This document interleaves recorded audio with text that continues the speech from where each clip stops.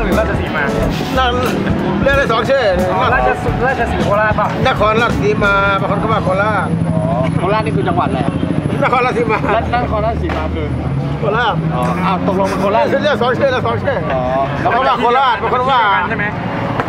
บางคนก็ว่านครราชสีมาบางคนก็ว่าโคราชแต่เป็นที่เดียวกันใช่ป่ะเรียก2ชื่อ2ชื่อแต่ไม่ใช่ที่เดียวกันที่เดียวกันเรียก2ชื่อ2ชื่อเรียก2ชื่อจักรยานสีอะไรนะเป็นคอมเมนต์ก็ว่าเขมรกับกัมพูชาหรอว่ากัมพูชาก็ว่าเขมร2ชื่อเหมือนกันเดี๋ยวเมื่อกี้นครราชสีมาไปเขมรได้ยินเสียงนี้ไหมนครราชสีมาโคราชเคยได้ยินเสียงนี้ไหมไทยโบราณไทยเบิ้งไทยแดงไทยหัวไทยว่ากินเหล้ามาไหมเนี่ยกินเหล้ามาใช่ไหมเนี่ยจะพูดรู้เรื่องจะพูดรู้เรื่องอ๋อกินอะไรมากินเหล้าจะพูดรู้เรื่องใช่ไหมจะพูดรู้เรื่องนะไม่แต่ว่าพูดรู้เรื่องแต่ว่าพูดรู้เรื่องโอเค